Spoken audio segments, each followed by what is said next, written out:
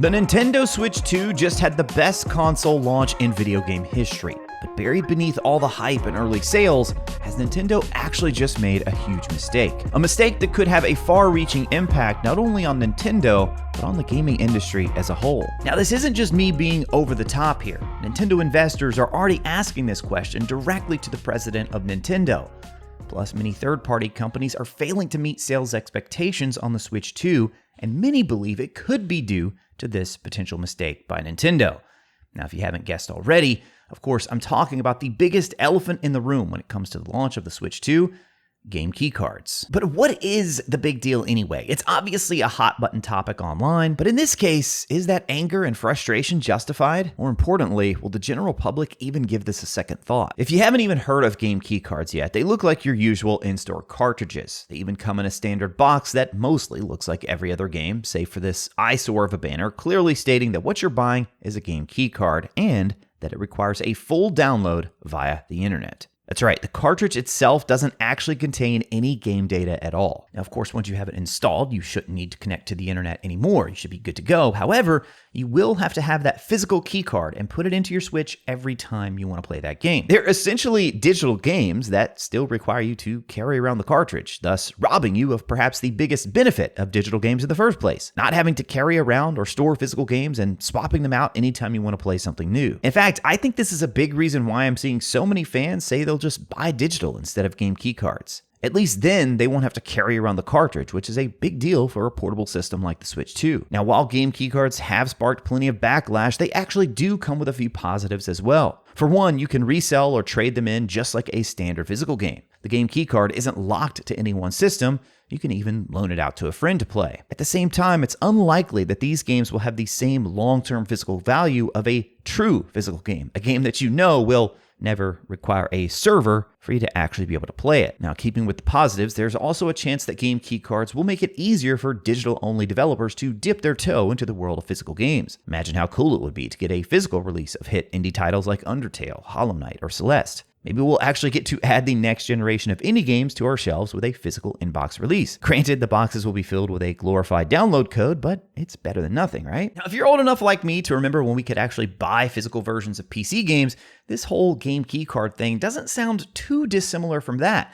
I mean, even modern-day PS5 and Xbox Series games actually require you to install the game first. And then, of course, they still need the disc present in order to play the game. Of course, those are all dedicated home consoles, whereas the Switch 2 is a hybrid system. Portability is one of its biggest strengths. But there's another crucial difference in how those installations work compared to what's happening with game keycards: the internet. You see, with disc-based PC games, PS5 games, and Xbox Series games, the disc itself actually contains at least some of the data for the game, in most cases, all of the data. So for the vast majority of games, you could still install and play without ever needing to connect to the internet, at least in theory. The modern day reality, of course, is that nearly every game in existence will receive patch updates via the internet, many of them large day one patches. I also need to point out that not every Nintendo Switch 2 game will release this way. In fact, new first-party titles like Mario Kart World and Donkey Kong Bonanza will contain the full game on the physical cartridge. And as far as we know, Nintendo plans to do this for all first-party games throughout the life of the Switch 2. For third parties, though, it looks like game keycards could be the new standard. Now, when all this discussion first started happening, I honestly didn't think it would be a big deal. I thought maybe only a handful of titles would be game keycards and that the vast majority would still be the normal physical cartridge, just like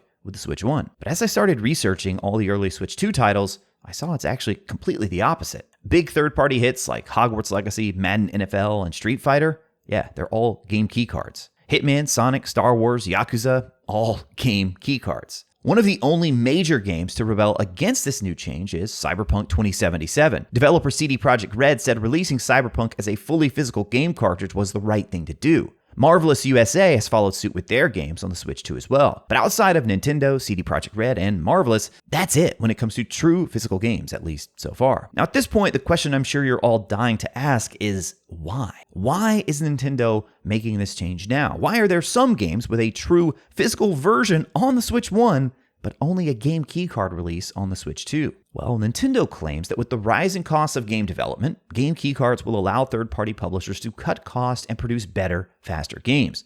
Doug Bowser, CEO of Nintendo of America, spoke in support of the change and said that game keycards would help the Switch 2 have the broadest and deepest library of content possible. During a recent investors meeting, one Nintendo shareholder voiced concerns that if third-party titles using game keycards don't sell well, it will discourage them from supporting the Switch 2. Now, here in the early days of the Switch 2, that's exactly what we're seeing. Many third parties are falling well short of their expectations. Now, how much this relates to game keycards is still a bit unclear. Nintendo president Furukawa did respond to this investor, and like Bowser's previous comment, it was a bit of a non-answer. He said, quote, "We introduced the game keycard because game file sizes are larger on the Switch 2 compared to the Switch 1. We have various ways to distribute games on the Switch 2, and we are working with our third-party partners to ensure their support for our platform," close quote. Now, the answer here isn't a bad one. It makes sense, right? If you have these developers making bigger and bigger games, this would be a low-cost way for them to not have to pay for a really expensive, high-capacity cartridge. But his answer here really only speaks on the side of devs making those really big games that require a high-capacity physical cartridge. As we all know, anytime you need more storage, it's going to cost you. Whether it's our cell phones, SD cards, or hard drives, the bigger you go, the more you have to pay. The same is true here for video game companies. The bigger your game is, the higher capacity you need on whether it's a Blu-ray disc or a cartridge.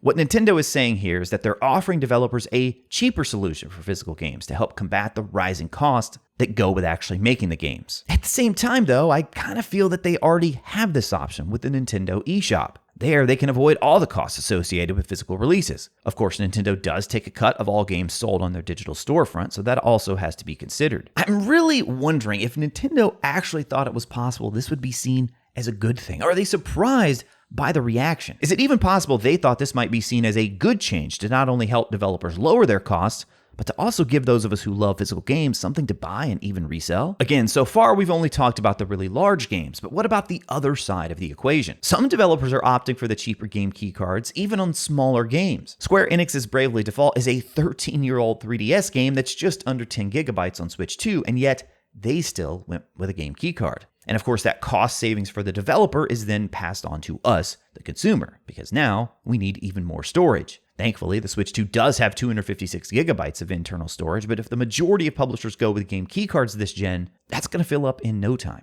Now, the most vocal response to game keycards has been overwhelmingly negative. Critics point out this is yet another crushing blow to physical games and makes long-term preservation even more of a challenge. Stephen Kick, CEO of Night Dive Studios, said the following to GamesIndustry.biz. Quote, "Seeing Nintendo do this is a little disheartening. You would hope that a company that big, that has such a storied history, would take preservation a little more seriously," close quote. Now, for a lot of retro gamers and hardcore collectors, Nintendo was seemingly the last hope for true physical games. Yet now, the inevitable all-digital future for consoles feels closer than ever before. PC and handhelds like the Steam Deck, they're already there. There's no option to buy physical games, and there hasn't been for quite some time. Memories of midnight launches, playing with friends, and trips to the game store are rapidly fading. And now, when even Nintendo cartridges become just a glorified receipt for a download, to many of these gamers, something meaningful is lost. Furthermore, the long-term preservation and playability of any game keycard game will now be tied to the Nintendo eShop servers. Should those servers ever go down for any reason, our game keycards won't unlock anything. To be fair to Nintendo, we're almost 20 years on from the Wii, and you can still re-download previously purchased games from the Wii Shop. Then again, servers for both the Wii U and 3DS have shut down entirely. Physical games are certainly preferred, but even they aren't perfect when it comes to preservation.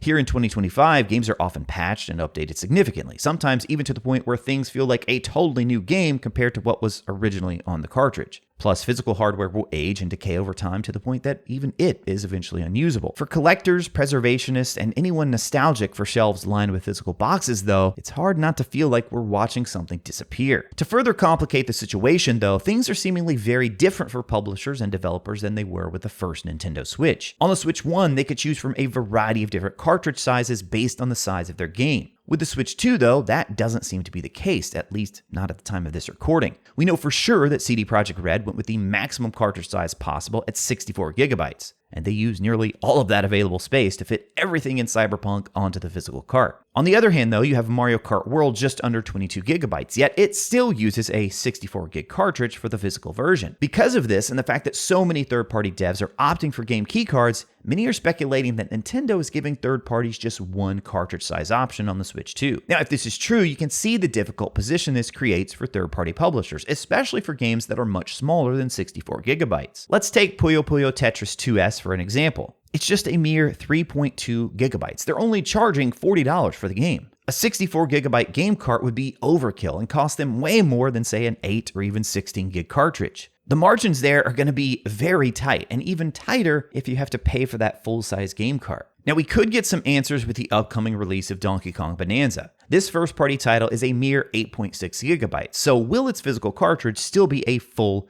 64 gig capacity like Mario Kart World? If so, that would seemingly confirm that there's only one size option for Switch 2 cartridges. Now, surely this is something that can easily be changed, right? Are there any downsides to offering smaller cartridges as an option? And that's where we find ourselves today. I have no doubt that Nintendo will closely monitor the situation and is actively talking with the third parties, especially if game sales continue to fall short of their expectations. Chances are a lot of casual gamers out there may not even realize that this is a thing. So if you think it's important and want this video to spread to more people, be sure and leave it a like. Of course, it helps me, but it's also going to help more people find out about this as well. And I'd definitely love to hear from you guys as well. Have you bought any game key cards so far? Do you prefer them to digital games so you at least have the option to trade or resell? Let me know in the comments below, and then after that, you can check out my unboxing and first impressions of the Switch 2 in the video over on the left side of your screen now. As always, thank you all so much for watching. I'll talk to you again soon.